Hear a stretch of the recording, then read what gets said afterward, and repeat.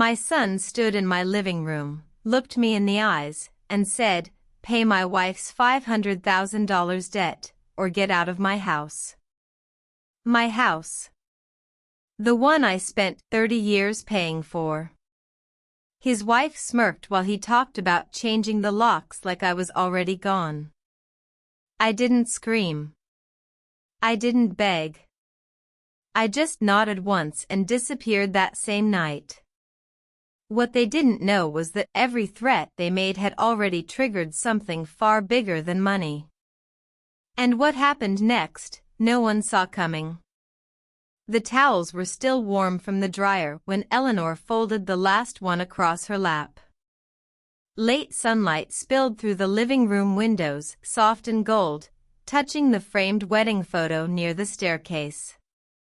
The house carried its usual evening quiet. Refrigerator humming. Clock ticking. A peaceful suburban silence that only existed in homes where people still believed they belonged there. Then the front door opened. Ryan walked in first. Heavy steps. Tight jaw. No greeting.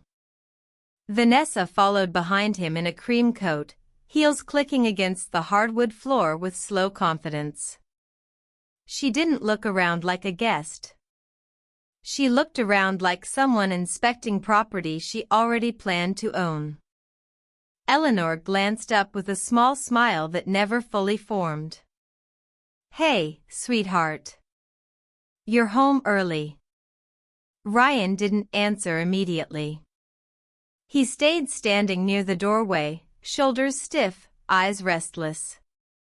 Vanessa crossed her arms beside him, watching Eleanor fold the towel with an expression that already carried irritation. That was the first thing that unsettled her.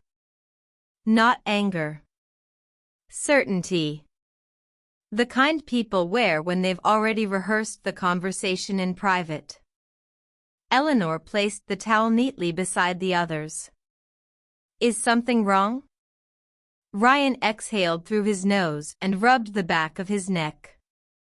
A habit he'd had since childhood whenever he wanted something difficult. "We need to talk." Vanessa stepped closer before he could continue. "Honestly, Eleanor, this situation has gone on long enough." The use of her first name landed strangely. Cold. Deliberate. Eleanor slowly straightened in her chair. "What situation?" Ryan finally looked directly at her. "Bella's debt." The room seemed to tighten around the sentence. Eleanor blinked once. "What about it?" "We need help," he said quickly. "A lot of help." Vanessa gave a dry laugh under her breath. "Not help," she corrected. "A solution." Ryan nodded immediately, almost automatically. "It's $500,000. Silence hit the room hard. Not dramatic silence. The dangerous kind. The kind where even the clock suddenly sounds too loud. Eleanor stared at him, waiting for the punchline that never came. 500, her voice thinned. "Ryan, how is that even possible?" Vanessa's expression sharpened instantly. "There you go," she snapped. "Judging me already." "I didn't, you always do this," Vanessa interrupted. "You sit there acting superior while everyone else struggles." Ryan stepped in before Eleanor could answer. "Mom, listen carefully, okay? We've talked about every option. This is the only thing left." Eleanor felt her stomach tighten. "What exactly are you asking me to do?" Ryan's eyes drifted toward the hallway for a second, then back to her. "Pay it." The words came out flat. Simple. Like he was asking her to cover dinner. Eleanor let out a small breath of disbelief. Ryan. I don't have that kind of money sitting around. Vanessa laughed again. Oh, please. You own this house outright. There it was. Not concern. Not desperation. The house. Ryan took another step forward. You could refinance. Sell. Use the equity. Something. Eleanor looked at him carefully now, really looked at him. At the impatience in his face. At the tension already building behind his eyes because she hadn't immediately said yes. And suddenly she understood. This conversation had not started tonight. They had already discussed her money. Already discussed her house. Already decided what she should sacrifice. Without her. Eleanor stood slowly from the couch. This house is my retirement security. Vanessa rolled her eyes immediately. You're 70 years old, Eleanor. What exactly are you saving it for? The cruelty of the question arrived so casually it almost stunned her more than the amount itself. Ryan folded his arms. Mom, we're drowning here. And I'm sorry for that, Eleanor said softly. But asking me to risk everything? Vanessa cut in sharply. You live here alone in a 4-bedroom house while we're suffocating. Eleanor felt heat rise behind her ribs. This is my home. Vanessa's lips curled. For now. Ryan closed his eyes briefly like he was exhausted already.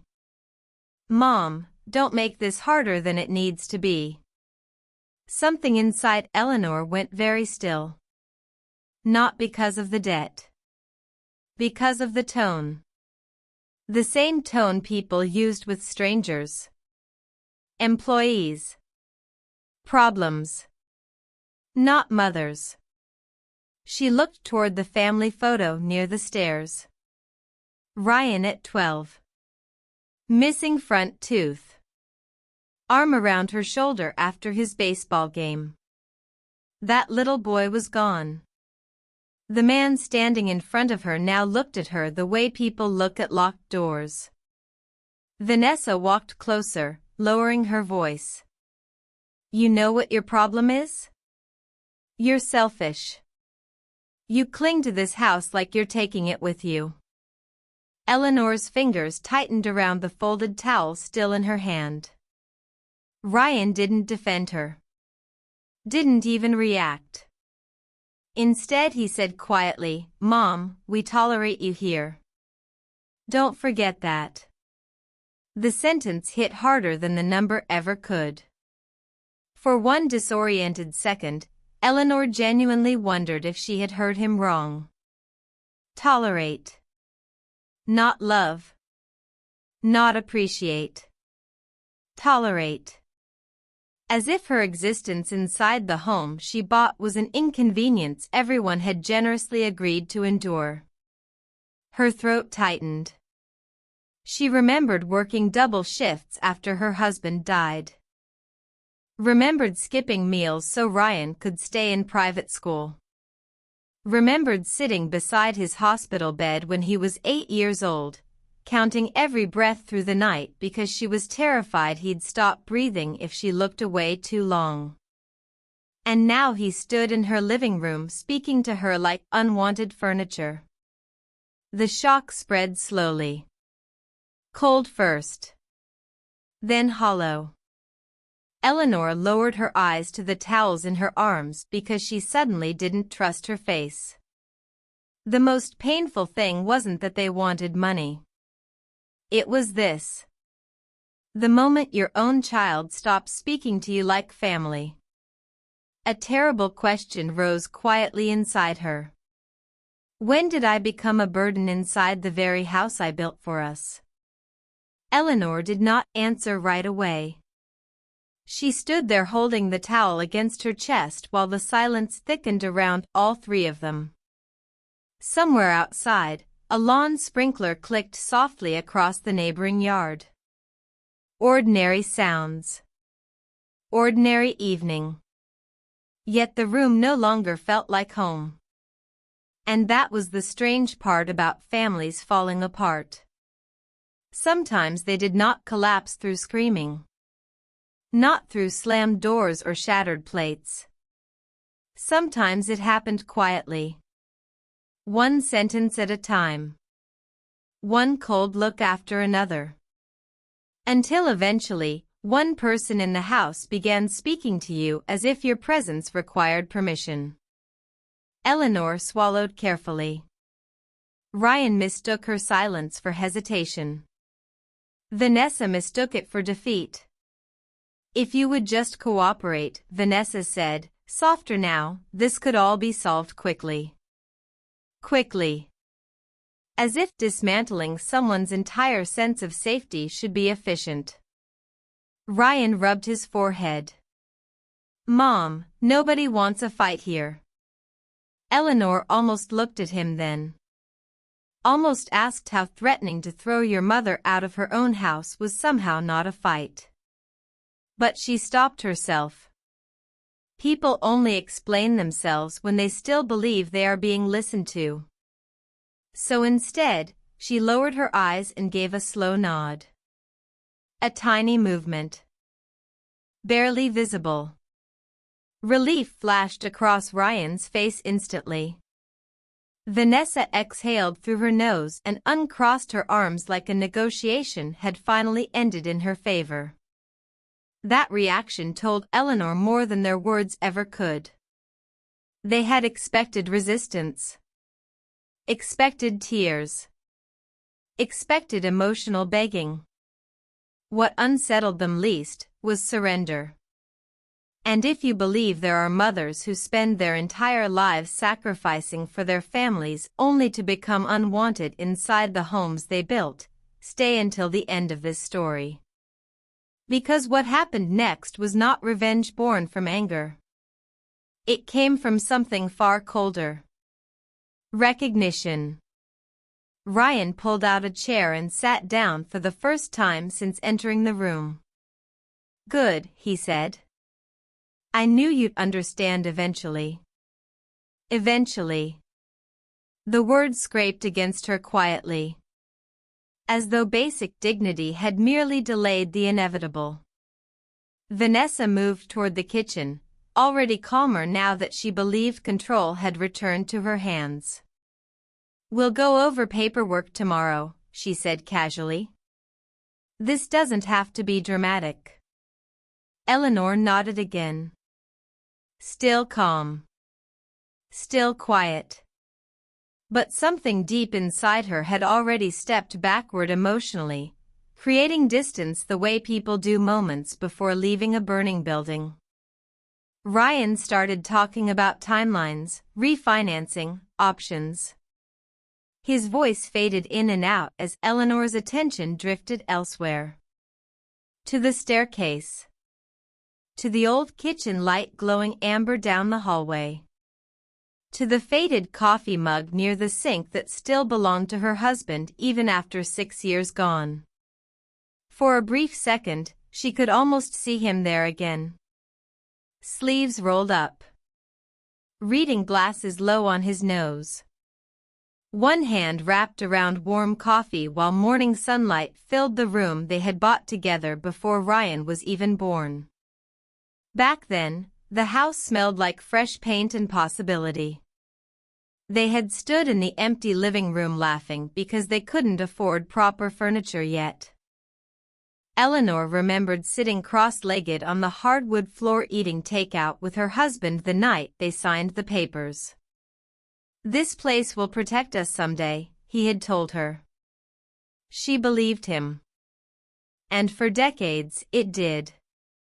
The house survived illness. Debt. Funerals. Long work nights.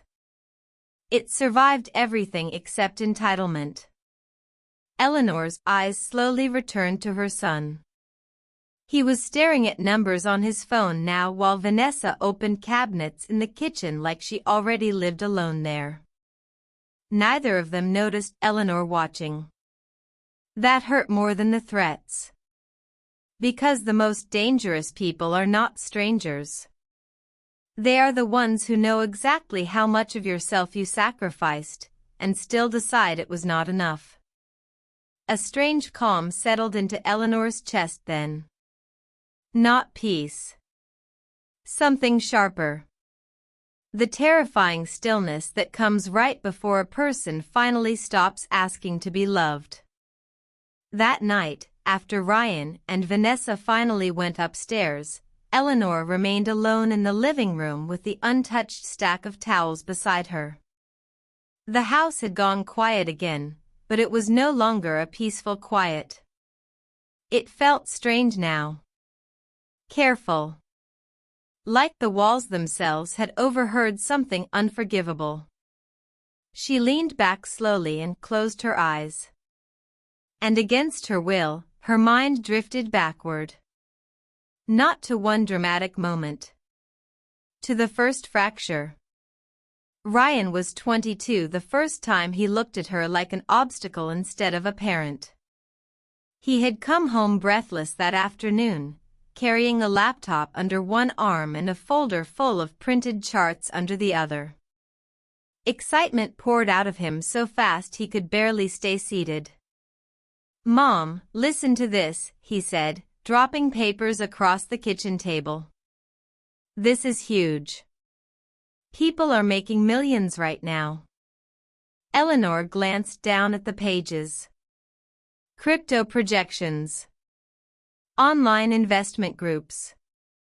Aggressive growth forecasts highlighted in yellow marker. Ryan talked non-stop for nearly 20 minutes, jumping between business models so quickly even he struggled to explain them clearly. Finally Eleanor asked quietly, "How much money are you asking for?" Ryan hesitated.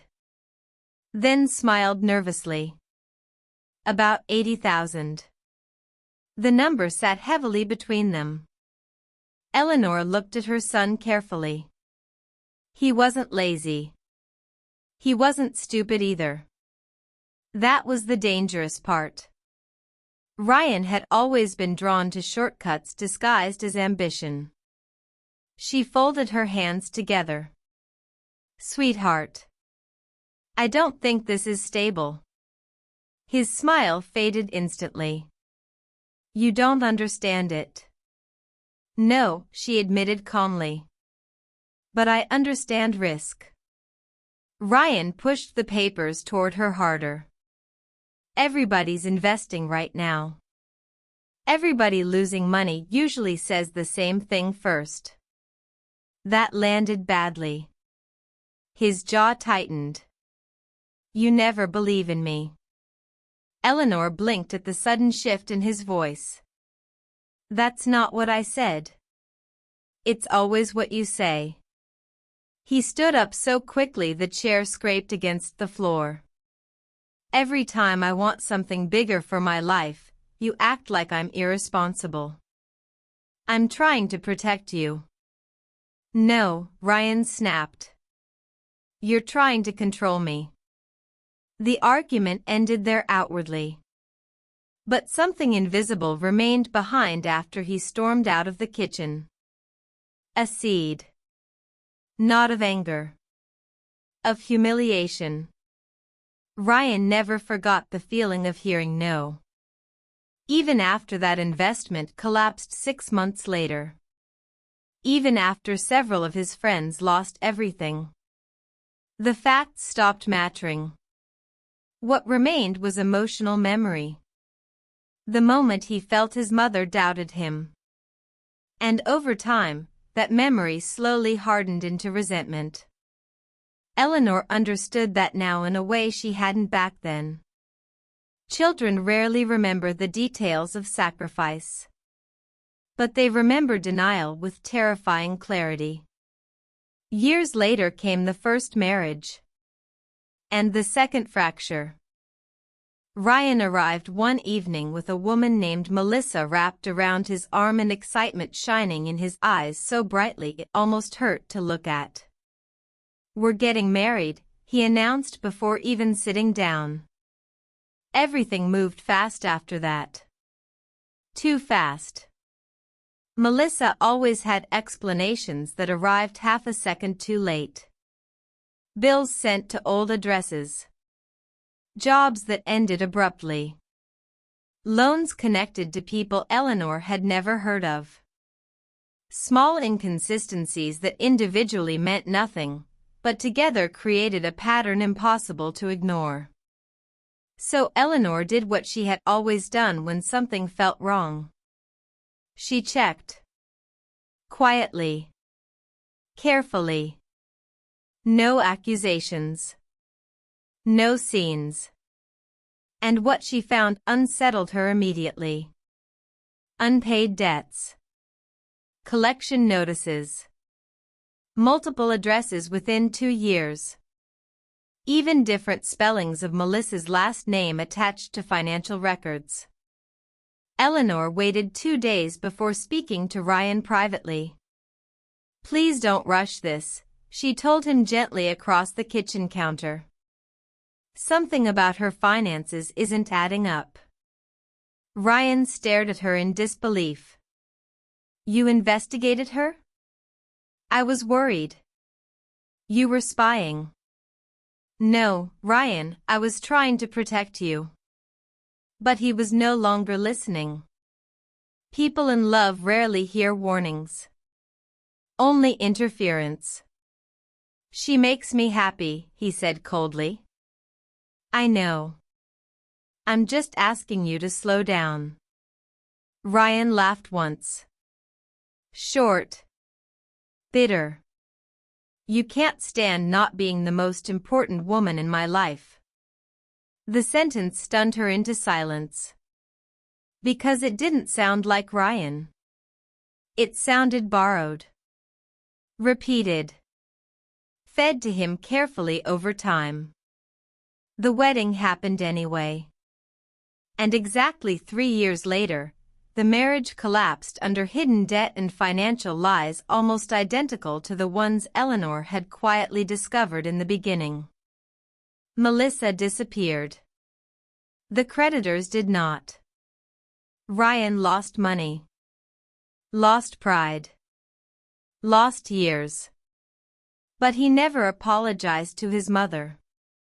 Not once. Instead, he blamed her differently. "You should have stopped me harder," he said one night after the divorce. Eleanor stared at him across the table, genuinely exhausted. "You told me I was controlling. Because you gave up too easily." That was the moment she realized something painful about motherhood. Sometimes there is no correct way to save someone determined to misunderstand you. If you speak, you become controlling. If you stay quiet, you become uncaring. And some people do not hate you because you were wrong. They hate you because you saw the truth before they were ready to face it themselves. Vanessa entered Ryan's life like expensive perfume. Beautiful at first. Overwhelming if you stayed close too long. Eleanor noticed it the second time they met. Not because Vanessa was openly rude. She was smarter than that. Everything about her was polished carefully. Perfect hair. Perfect smile. Perfect timing. She knew exactly when to laugh, when to touch Ryan's arm, when to lower her voice so people leaned closer without realizing it. But beneath all that charm lived a constant hunger. Not for love. For admiration. Vanessa needed attention the way some people need oxygen. Every dinner became a performance. Every outing became a photo shoot.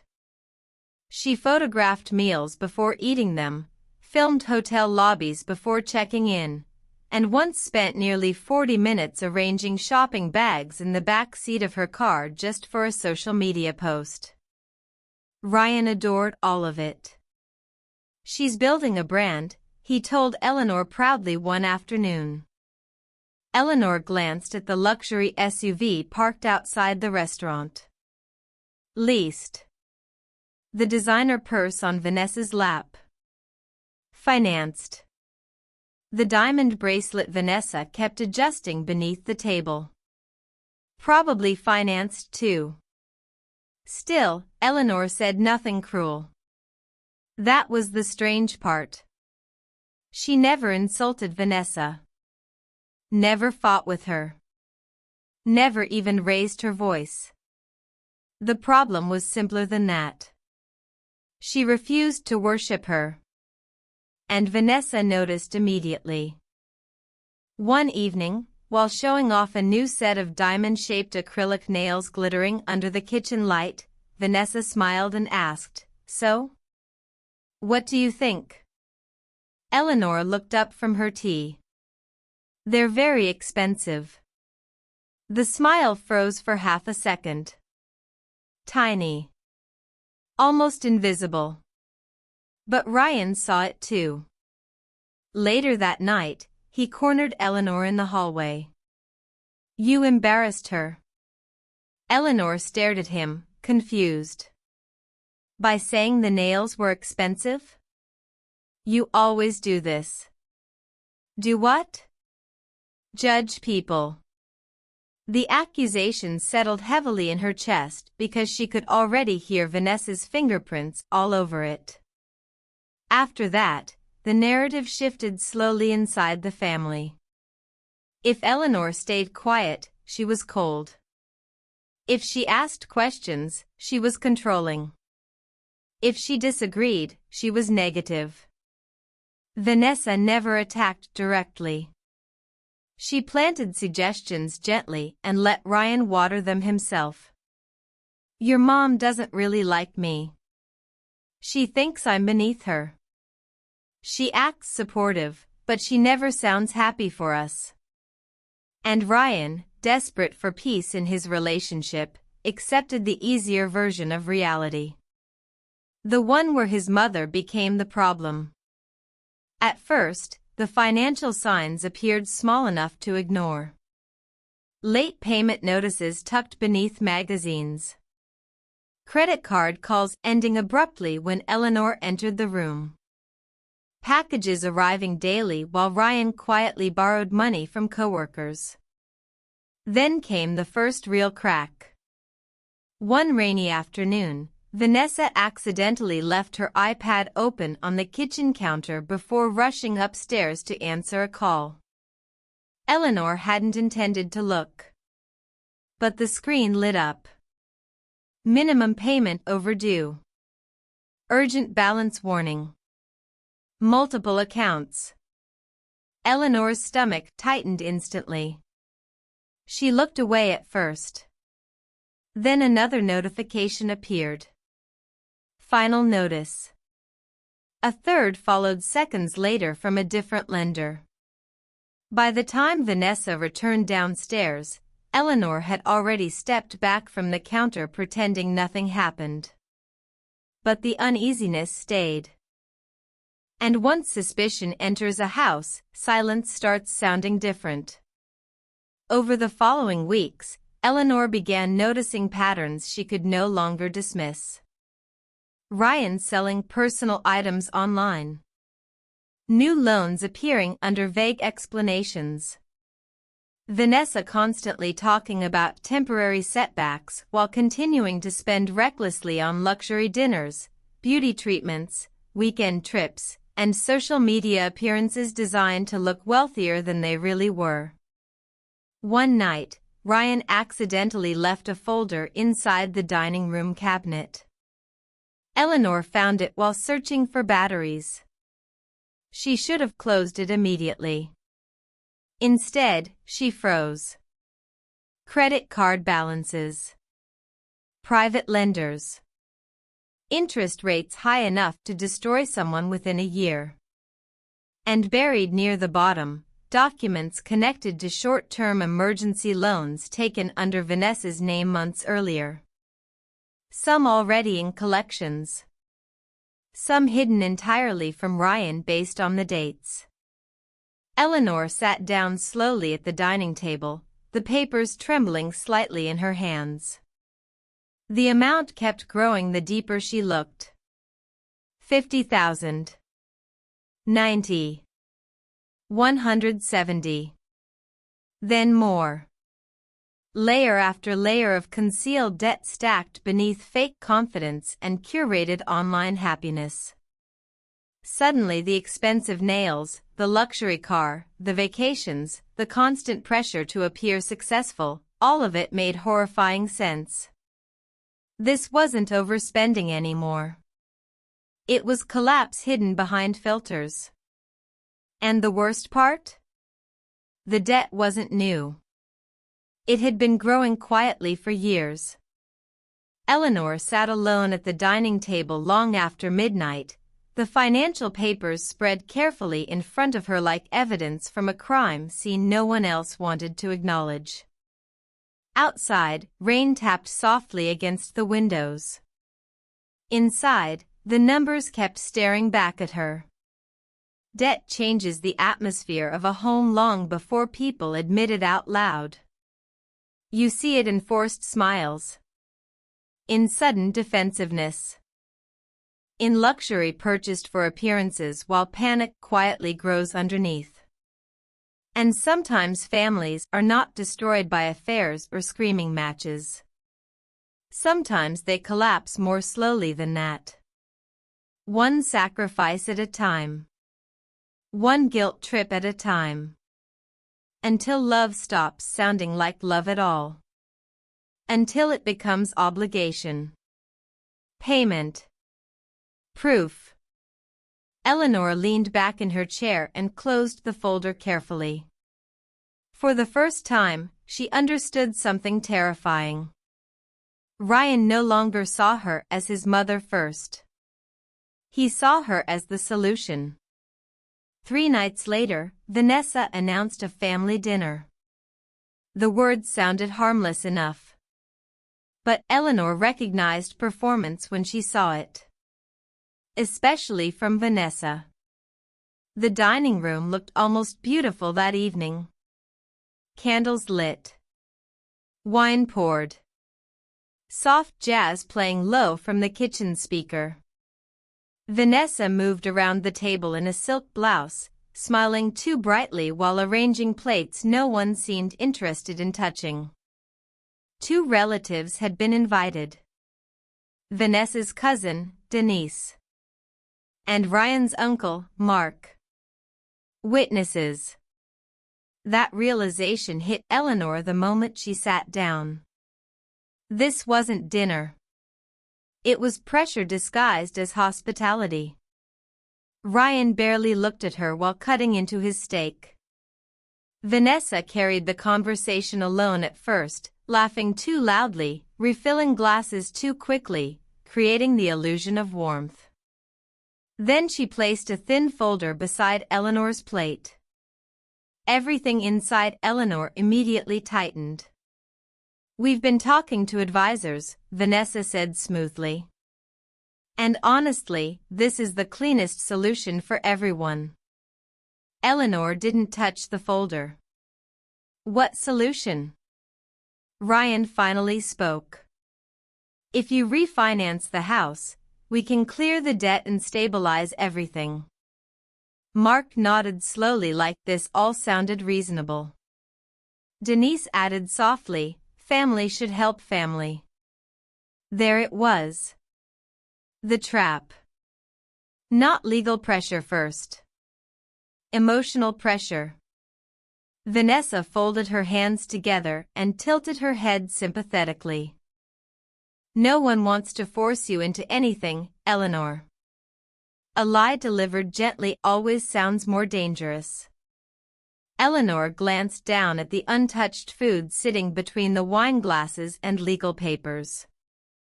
The entire table suddenly looked staged. Every chair. Every smile. Every silence. Ryan exhaled sharply when she still didn't respond. Mom, why are you making this difficult? I'm trying to understand why my retirement has become your emergency plan. Vanessa's smile vanished instantly. Because we're drowning, she snapped. Do you think we enjoy asking you for help? You're not asking, Eleanor replied quietly. You're cornering me. The room froze. Ryan's face darkened immediately. You always do this, he said. You always make yourself the victim. Eleanor felt anger rise for the first time that night, hot and dangerous beneath her ribs. But she swallowed it. Because the moment she lost control emotionally, they would use it against her. Vanessa leaned forward slowly. If you really loved your son, she said, voice calm as ice, you would pay the debt. The sentence landed like a slap. Not because it was loud. Because it was calculated. Ryan didn't defend her. Didn't hesitate. He just stared at her waiting for surrender. And if you've ever been manipulated by people using the word family as a weapon, keep listening. Because what they did next was even crueler. The morning after the dinner felt unnaturally bright. Sunlight flooded the kitchen windows as if nothing ugly had happened there the night before.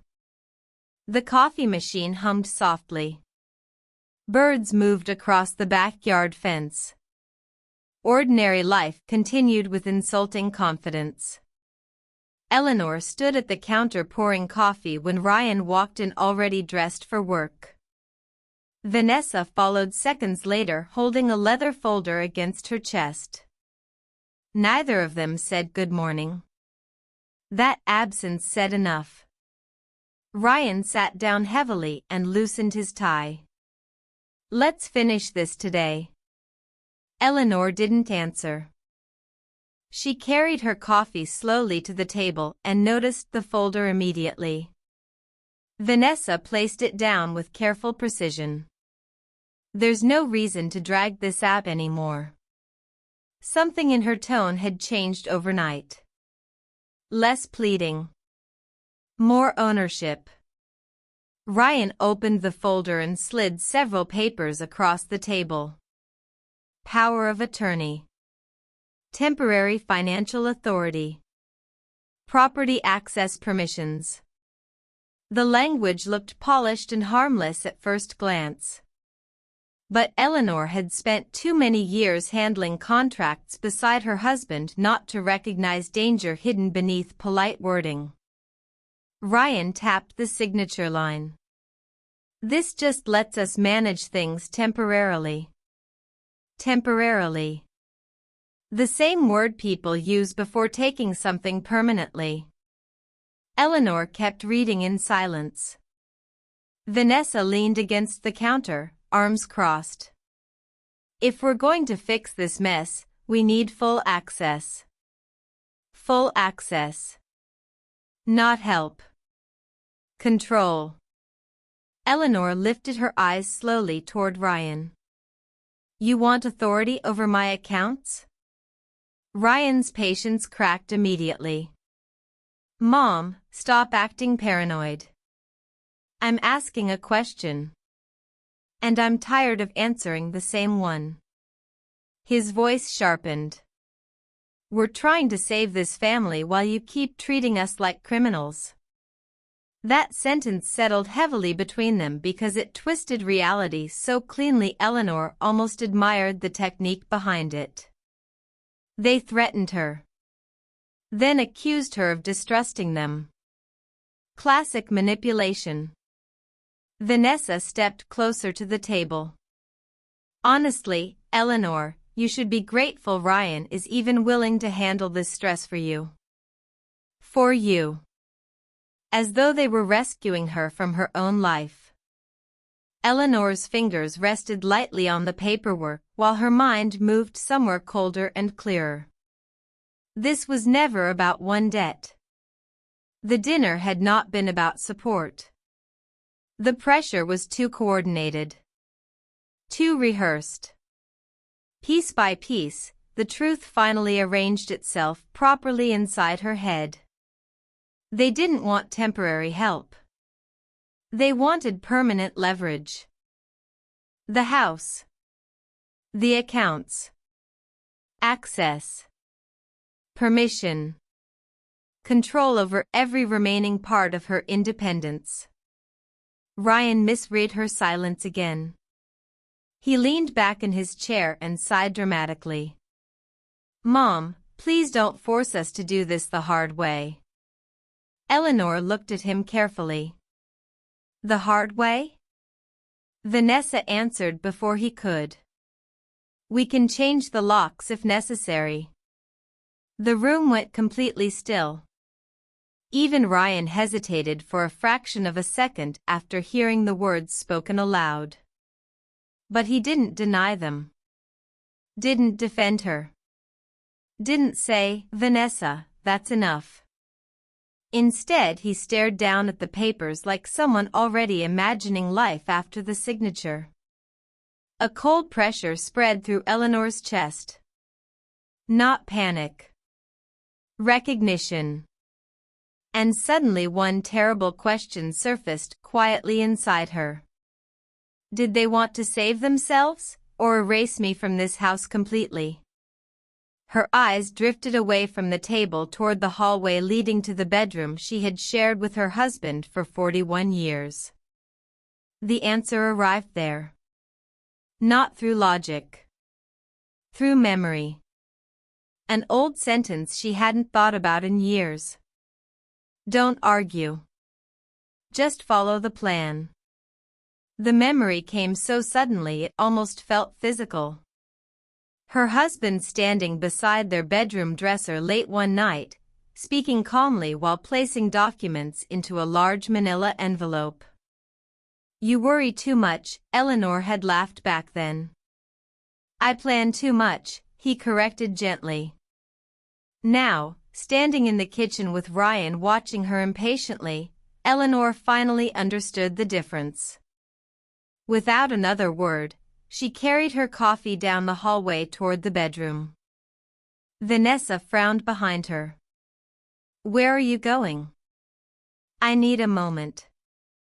Ryan exhaled loudly. "We don't have time for another emotional episode." Eleanor kept walking. Inside the bedroom, the air felt cooler somehow. Still. Untouched by the tension spreading through the rest of the house. She opened the old wooden dresser slowly and pulled out the bottom drawer. Inside sat things no one else cared enough to notice anymore. An antique watch wrapped in cloth. A faded photograph from their first apartment. And beneath them, a large envelope covered in dust. Her husband's handwriting still stretched across the front in dark ink. For Eleanor only. Her fingers trembled slightly as she touched it. Not from fear. From realization. Because for the first time since Ryan threatened her, Eleanor no longer felt cornered. Eleanor returned to the kitchen carrying the envelope in one hand and her coffee in the other. Her face looked calm again. Too calm. Ryan noticed it immediately. "So," he asked impatiently, "are you signing or not?" Eleanor placed the envelope quietly on the counter beside her. "I need time to think." Vanessa let out a sharp laugh. "You've had enough time." "I said I need one night." Ryan pushed back his chair hard enough to scrape the floor. "Mom, this isn't complicated." No, Eleanor thought silently. It wasn't. That was exactly what frightened her. Because simple cruelty is often the most honest kind. Vanessa folded the papers back into the folder with visible irritation. "Fine," she snapped. But don't drag this out just to punish us. Punish us. The wording almost impressed Eleanor. By morning, they had already rewritten themselves into victims. Ryan grabbed his keys and left for work without another word. Vanessa stayed behind. That alone made Eleanor uneasy. The house remained quiet for nearly an hour after Ryan left. Too quiet. Eleanor sat in the living room pretending to read while Vanessa moved through the kitchen making phone calls in a low voice. Then the doorbell rang. Vanessa walked to the front entrance immediately like she had been expecting someone. A middle-aged man stood outside carrying a black toolbox. Eleanor's stomach tightened instantly. "What's this?" she asked, standing slowly. Vanessa didn't even turn around. "Just a locksmith." The man looked uncomfortable the second he saw Eleanor. Ma'am," he began carefully, "I was told there was a lock issue." "There isn't," Eleanor replied calmly. Vanessa crossed her arms.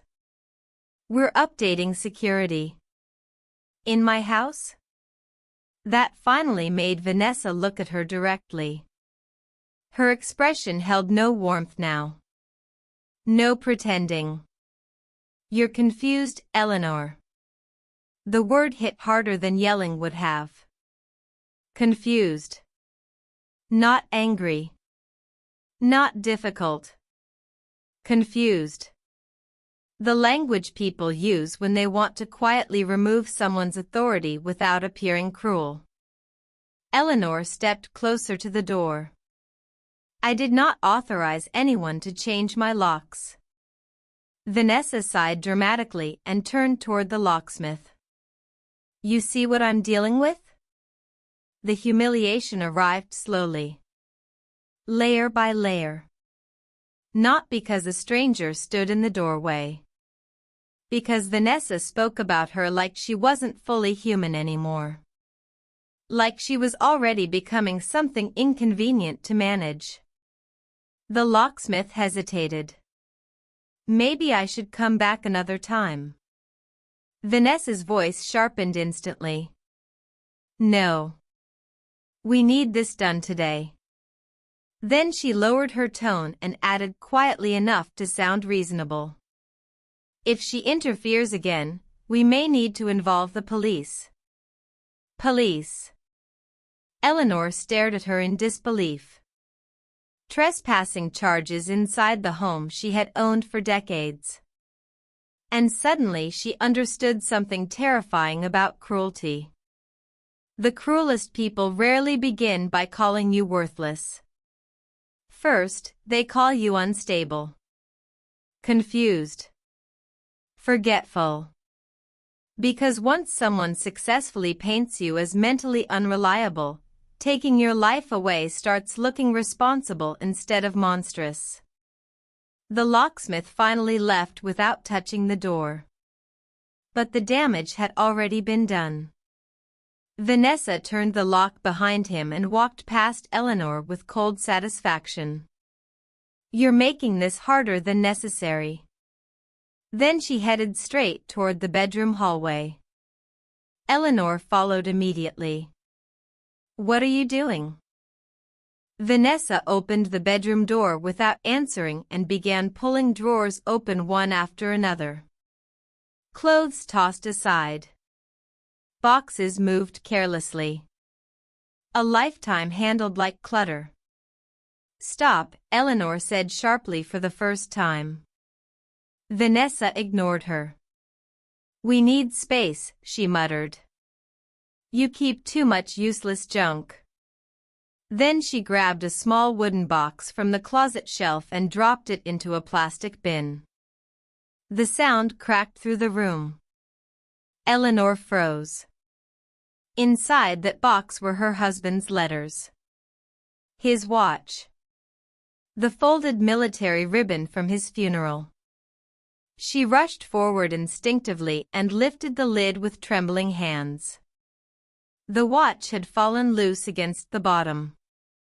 Cold metal. Scratched glass. Real. Unlike the people standing around her. Ryan appeared in the doorway moments later, drawn by the raised voices. "What's happening now?" he asked tiredly. Vanessa pointed toward Eleanor immediately. "She's overreacting again. Again." As though grief itself had become an inconvenience. Eleanor looked at her son holding his father's watch in shaking fingers. Ryan barely glanced at it. "Mom," he sighed, "please stop making scenes." Something inside Eleanor went completely silent after that. Not broken. Worse. Resolved. That night, she placed a suitcase carefully on the bed and opened it slowly. No crying. No panic. No desperate phone calls to relatives asking for help. She folded clothes neatly. Collected documents. Wrapped the antique watch in a sweater before placing it inside. Outside the bedroom door, she could hear Vanessa moving around downstairs, already speaking with the confidence of someone who believed victory had finally arrived. Ryan thought his mother was giving up. The truth was far more dangerous. Eleanor was simply done begging to be loved. The rain started just after midnight. Soft at first. Then heavier, washing across the windows in restless waves while the rest of the house slept upstairs. Eleanor zipped the suitcase slowly and stood beside the bed for a long moment without moving. The room looked smaller now. Stripped of warmth. Stripped of illusion. She glanced once toward her husband's side of the bed. Empty for 6 years. Yet somehow tonight felt lonelier than the funeral. Downstairs, the house creaked quietly beneath the storm. Pipes humming. Wind pressing lightly against the walls. Familiar sounds from a home that no longer felt safe enough to sleep inside. Eleanor picked up the envelope, the antique watch, and her coat. Then she walked out. No dramatic goodbye. No final argument.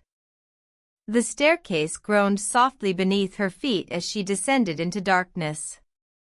Near the front door, she paused only long enough to place a folded note on the hallway table. "Don't look for me. I need quiet." That was all. Outside, rain splashed across the driveway while the porch light cast pale gold over the wet concrete. The wheels of her suitcase rattled softly behind her as she crossed the yard alone. For one brief second, Eleanor looked back at the house. The windows upstairs remained dark. Ryan sleeping peacefully beneath the roof she spent half her life paying for. Vanessa probably dreaming about renovations already. A strange ache moved through Eleanor's chest then. Not heartbreak.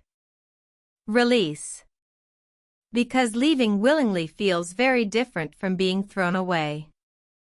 The motel sat 20 minutes outside town beside an empty highway lined with flickering gas station signs and tired neon lights. The room smelled faintly like bleach and old air conditioning. Thin curtains. Small television. One lamp beside the bed. Nothing beautiful. Nothing personal. But no one there wanted her house. That alone felt almost luxurious. Eleanor sat quietly at the edge of the mattress while rain continued tapping against the window. Her phone buzzed nearly an hour later. Ryan. "Mom, stop being childish." She stared at the message without reacting. A second notification appeared minutes later from Vanessa.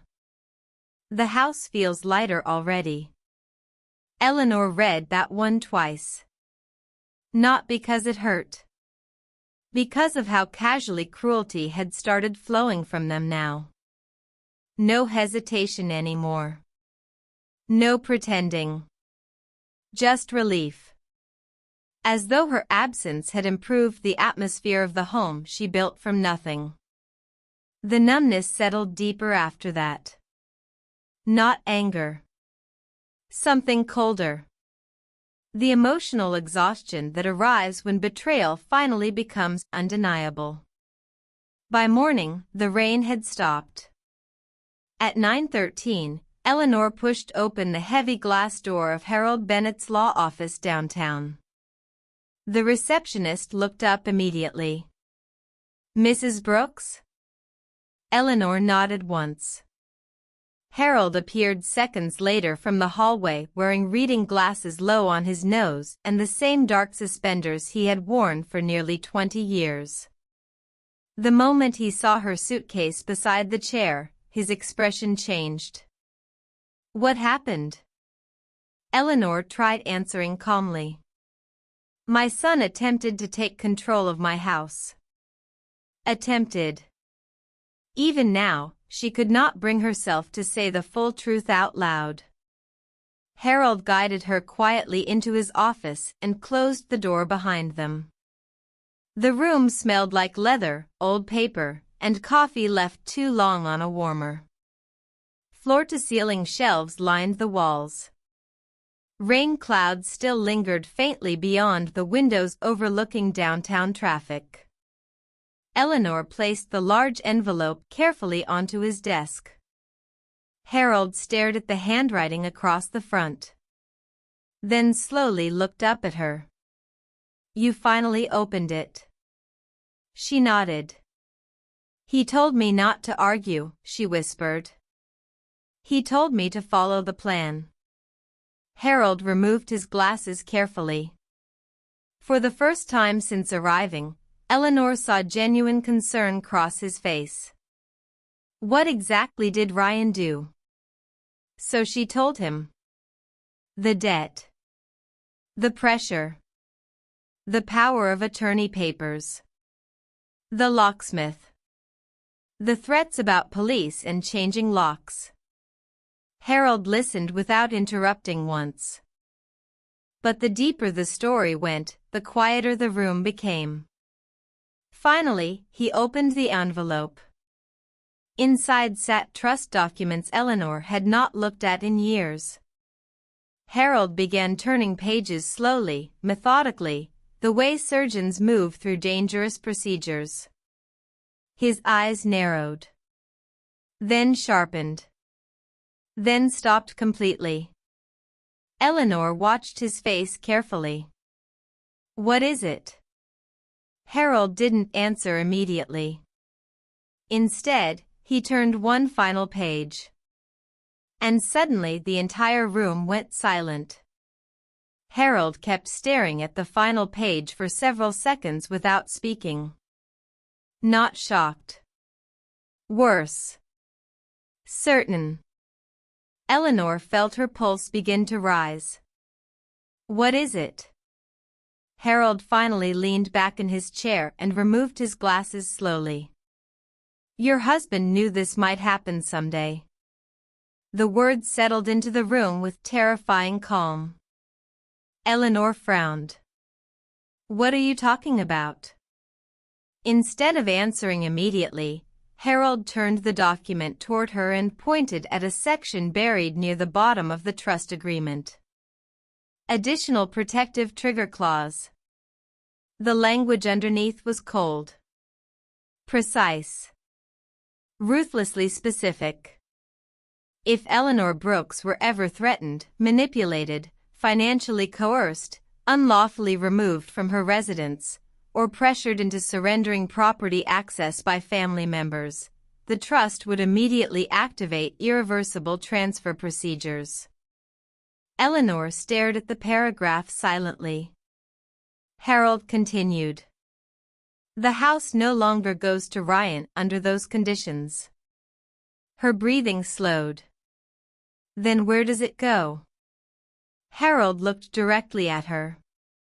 A foundation. Silence. A legal protection foundation for elderly women experiencing financial abuse and coercive control. For one long second, Eleanor genuinely forgot how to breathe. The room suddenly felt very small. Very still. Then memory rushed back all at once. Her husband sitting at the kitchen table years ago.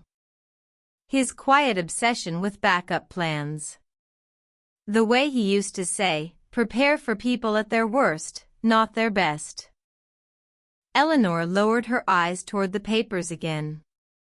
And for the first time in weeks, she felt emotionally clear. People often think power belongs to whoever screams louder. Whoever dominates the room. Whoever threatens hardest. But real power sometimes looks much quieter than that. Sometimes it is patience. Documentation. Preparation done so carefully that one day justice arrives without needing permission from anyone at all. Harold reached for another folder beside his desk. There's more. Eleanor looked up sharply. Because coercion triggered the clause, he explained, Ryan also forfeits secondary inheritance protections. Page after page landed in front of her. The emergency financial reserve. Gone. The detached garage property. Gone. The vintage Mustang Ryan's father spent years restoring with him. Gone. Even portions of the investment portfolio had been redirected automatically under violation conditions. Eleanor stared down at the paperwork while something dangerous began unfolding quietly inside her chest. Not revenge. Balance. Meanwhile, 30 minutes across town, Ryan still believed he was winning. That illusion died at exactly 2:14 p.m. The first legal notice arrived by certified delivery. The second came through email. By the third phone call, panic had already entered the house. Ryan called Eleanor 17 times before she finally answered. His voice sounded unrecognizable. Mom, what the hell is this? Eleanor remained silent long enough for him to hear his own breathing. Then came shouting in the background. Vanessa. What do you mean the house is gone? Another crash. Something breaking. Ryan lowered his voice desperately. Mom, there has to be some mistake. No, Eleanor answered quietly. There isn't. You transferred everything? No, Ryan. Her voice stayed calm. You did. Silence exploded across the line. Then Vanessa grabbed the phone. You manipulative old bitch, she screamed. You planned this. Eleanor closed her eyes briefly. Interesting, she thought. They only recognized manipulation once it was no longer theirs. You threatened me, Eleanor said softly. You tried to remove me from my own home. We were trying to help you. No, Eleanor interrupted. You were trying to control me. Vanessa's breathing turned ragged with rage. That house belongs to family. Eleanor's expression hardened for the first time all day.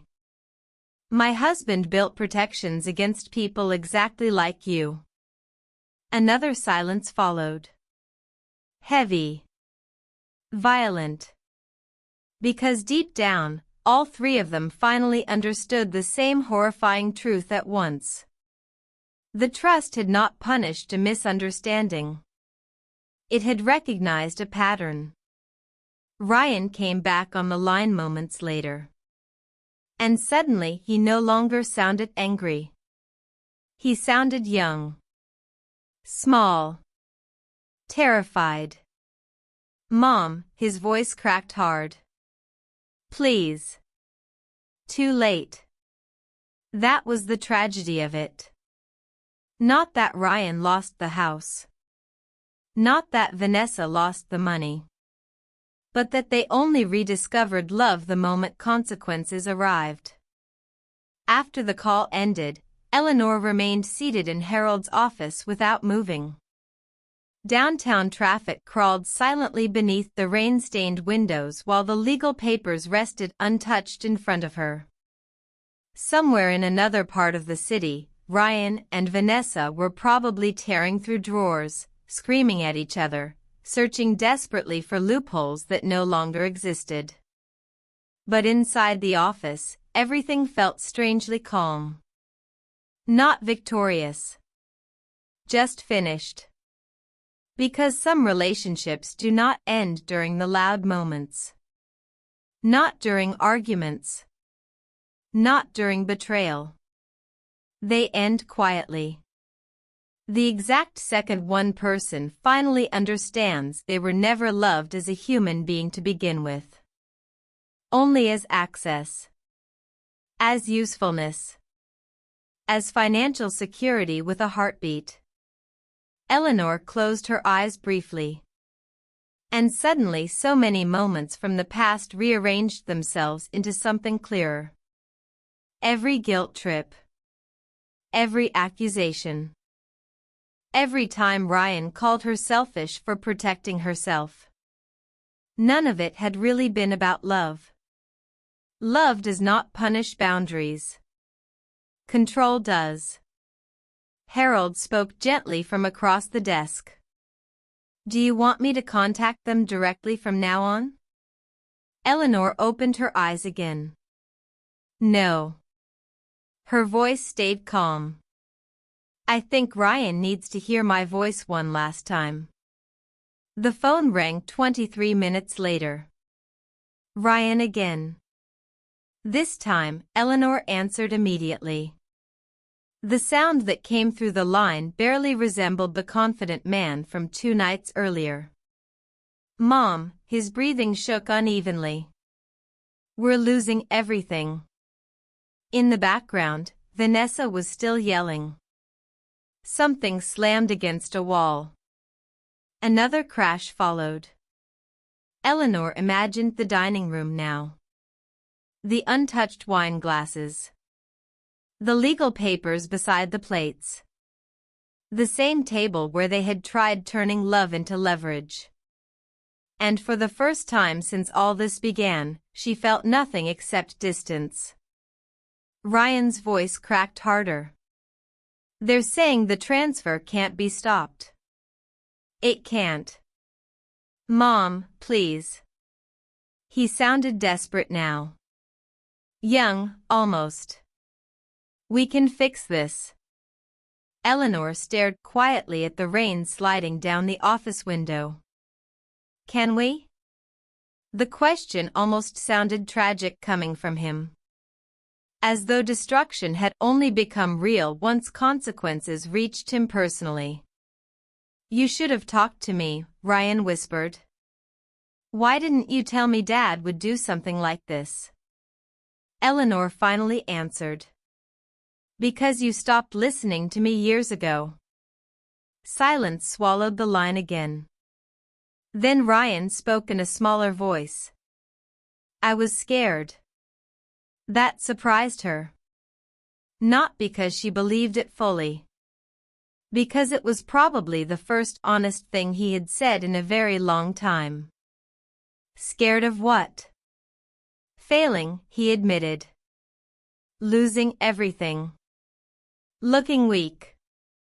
Eleanor's fingers tightened slightly around the phone. You already lost everything before the trust activated. Ryan stopped breathing for a second. What? You lost me first. The sentence landed quietly. But she felt it cut through him instantly. Vanessa grabbed the phone again before he could respond. This is insane, she shouted. You're destroying your own son over money. Eleanor's face hardened. No, she said softly. You destroyed him the moment you taught him love could be traded for access. Vanessa let out an angry sound somewhere between a laugh and a scream. You old, Eleanor ended the call before the sentence finished. Then she lowered the phone onto Harold's desk with perfect calm. No shaking hands. No tears. Only clarity. Because the truth no longer frightened her anymore. Ryan did not lose the house the day the trust activated. He lost it the moment he decided his mother was replaceable. At 8:42 the next morning, the foundation representatives arrived at the house carrying black legal folders beneath their arms. 3 people. 2 attorneys. 1 property administrator. Professional. Calm. Efficient. The kind of calm that terrifies people already losing control. Vanessa opened the front door still wearing silk pajamas and yesterday's mascara smeared beneath her eyes. The moment she saw the documents, panic flashed openly across her face for the first time. You can't just walk in here, she snapped. One of the attorneys answered evenly. We legally can. Ryan appeared seconds later behind her looking pale, exhausted, and suddenly much older than 40. The administrator handed him formal transfer paperwork. Ryan stared at the pages without blinking. The living room behind him looked strangely hollow now. The untouched couch. The staircase Eleanor once climbed every night. The framed family photos still hanging on the wall like evidence from another lifetime. Everything remained physically the same. Yet ownership had already emotionally disappeared. Vanessa snatched the papers from Ryan's hands. This is fraud, she yelled. This old woman manipulated all of you. The attorney didn't react. Mrs. Carter, your recorded threats regarding unlawful removal and property coercion activated the trust conditions automatically. Vanessa's mouth opened slightly. For the first time since entering the family, someone had finally spoken to her without fear. Ryan lowered himself slowly onto the couch as if his legs no longer trusted him. Silent. Motionless. The same man who once stood in this room telling his mother she stayed there only because they tolerated her. Now even the house itself had rejected him. Meanwhile, across town, Eleanor sat beside the motel window with a cup of untouched tea cooling slowly between her hands. Harold had offered to drive her back to supervise the transfer personally. She refused. I don't need to watch them lose, she said quietly. And she meant it. Because revenge had stopped mattering somewhere along the way. What mattered now was distance. Air. Silence untouched by manipulation. Outside, morning sunlight finally broke through the clouds after days of rain.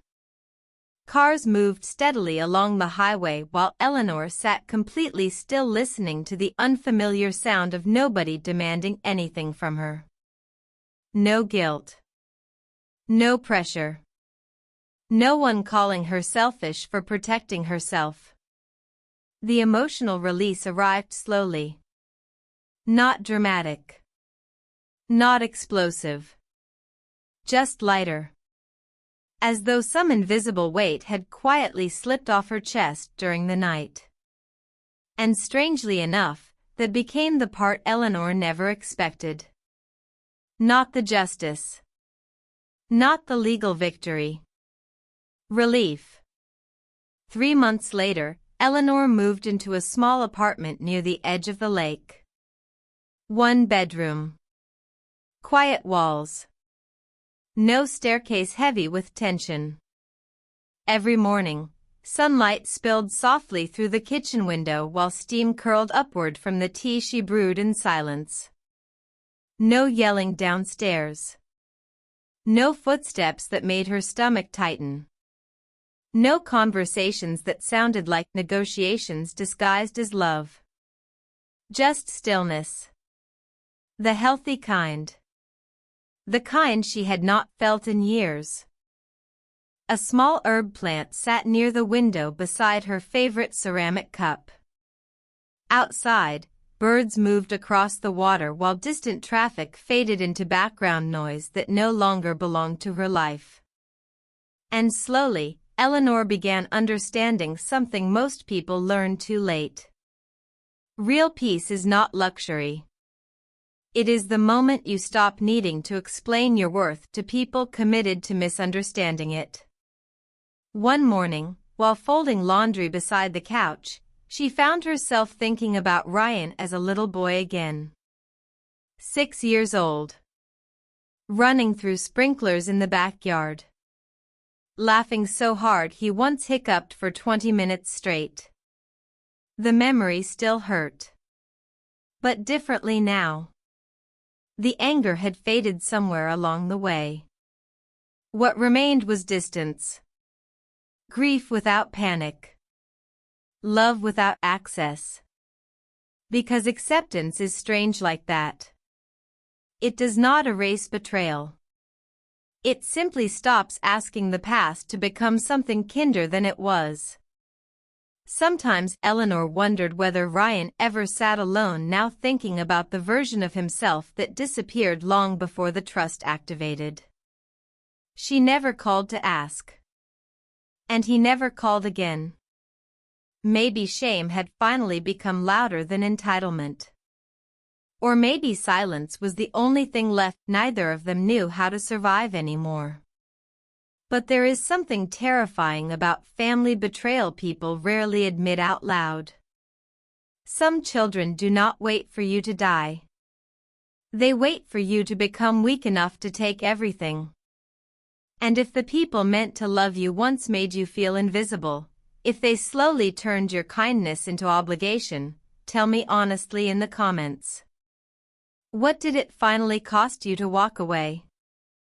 And if stories about family betrayal, emotional manipulation, quiet revenge, and justice arriving too late speak to something deep inside you, subscribe to the channel. Because some wounds do not come from enemies. They come from the people who memorized your sacrifices first. In the end, Eleanor learned that aging itself was never the most frightening thing. Loneliness was not either. The real terror was spending an entire lifetime pouring love into people who eventually looked at you and saw only inheritance. Only usefulness. Only waiting value. But she also learned something else. Something painful. And freeing. Dignity is not something other people hand back to you after hurting you. It is the final piece of yourself you protect, when everything else has already been taken away.